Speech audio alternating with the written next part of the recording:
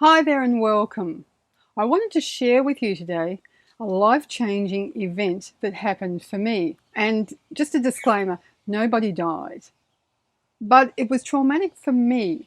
And this is how it came out in my life. And I think that you might be able to gain something from this too. So yesterday was a great day. I woke up, I was feeling great. I went and I won money on a raffle. Then I found a parking spot in the city, which is hard to get sometimes, and I moved straight into that. And then I went and picked up my coffee, and the delivery man was just coming in the shop door. So it was perfect timing. And then I went and got my nails done. And the last time I got them done, it was supposed to be S&S, and I have a lot of pride in my nails. I've always kept them long and strong, and I've looked after them. They've been my pride and joy, and people have admired them. It's something that I don't think about, but obviously it's in the back of my mind. It's one of those things, you have people say you have a nice smile, or, and you don't think about it a lot, but it's just there, and my nails were one of those. So I went to the nail place and I got the nail polish removed from last time. But unbeknownst to me, they'd put acrylic on there. And to get acrylic off, they have to pry it off. With S&S, like I've had before, I soak it and it just comes off. This, they had to pry up. So they get a knife-like tool, they stick it under the acrylic, between the acrylic and your nail, and they're prying it like a chisel off all the way around, and eventually it comes off with part of your nail as well. And that had to happen 10 times. And what I'm left with are these flaky, thin nails. And I'm just devastated. And I couldn't even speak. And so after that, I said, well, how can I repair these now? What do I need to do?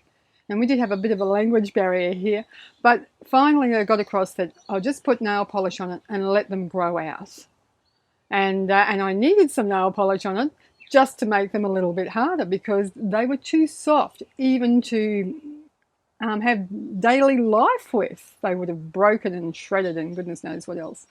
So it was a really uncomfortable situation. And I felt quite devastated on the inside. It was like something had been taken away from me. Some pride that I had gone, had vanished without me even realizing it was there in the first place. So I then went home and did some work and breathed through it and tried to forgive this and allow it to go. But that didn't work, because 2:30 in the morning, I wake up with this dream that somebody's trying to kill me. And it happened to be my husband in the dream. So I knew that that was absurd. So I thought, okay, I know what this is about. I thought, wow, I feel like I'm being attacked. And that was the experience that I had with my nails. I just felt like I was under attack. I had no control and I was under attack. And it was just a horrible experience. And so who would have thought nails could do that? But that was the experience that I had. And it doesn't matter what the event is or how other people feel about the event. It's how it feels to you and how you process it. Nobody else knows how you do that. So I then went and thought, okay, what am I going to do? My thoughts were running rampant at that time of the morning. It's not unusual for me to be awake at that time of the morning. I get a lot of stuff that I write down then. But this was something I really didn't want. So I got up and went to the toilet, and I thought that'll interrupt the pattern. I went outside, had a look at the stars and appreciated those. Did my breathing, went back to bed. I knew I had to put something in place because I didn't want to take this tomorrow and the next day and the next day. And that's what we do with these type of experiences and feelings. We build them up and push them down on the inside, and they layer. And that's why it's a life-changing event. But I didn't want to do that. And so I lay there and I just breathed love through my body and allowed it to permeate. And when thoughts came in, I forgave them. I forgive you, I forgive you, I forgive me, I forgive me. And then when I'd finished with that, I went into I am. I am loving. I am deserving. I am giving. I am joy. I am. So I kept saying those affirmations, things that I could feel that were right. I didn't say I am, something that I couldn't feel. It was I am deserving. I am loving.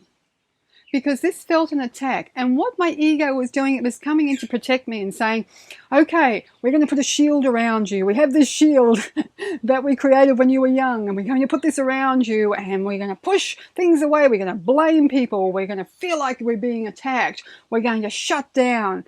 And I didn't want to do that anymore. So I said, no. I said, this is how I want to handle this. I want to handle it with love. I'm not going to blame anybody. And that took power away from my ego. I'm not going to go into the old patterns, and that took more power away from my ego. And so those little voices started to cease, and I could move into more of a love space. Now, waking up this morning, I still didn't feel as great as I had the last couple of weeks, but I felt better. I felt relief. And so I knew I had to do more. So I started writing down lists of positive aspects, things that I really appreciated. And that was more difficult than usual, but I did it anyway. And then I spoke about it to my husband, who had been through something similar. He didn't get his nails done, but it was something else that he'd been through as well, and had the similar type of reaction. And so I wonder if you have had that too, is that you're going along really well in life and then something happens, and then suddenly it's, how did I get into this place? I was feeling so great. And if you have, it's common, it's normal, but you don't have to stay there. This is your ego trying to protect you, and you need to decide whether you want love to protect you or the old patterns of the past. And that's why we're doing this festival, the Virtual Mind Body Spirit Festival. But those patterns are things that you carry through and layer and layer and layer, and they actually make a difference in how you perceive life, the decisions you make, and what even comes into your life. So they're not just little things, they're layering life-changing events. And it doesn't have to be traumatic for somebody else for it to be a life-changing event.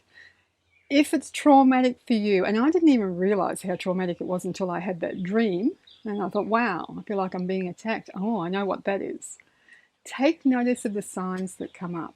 Take notice of those little things, and they'll let you know what you can do next, how you're to handle this, and they'll give you choices. Do I want to handle this with love?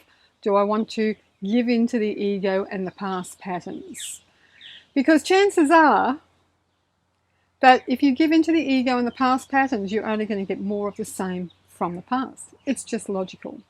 If you don't do anything different, you can't expect different results. So next time this happens for you, then ask yourself, love or ego, how do I want to handle this? And make a choice.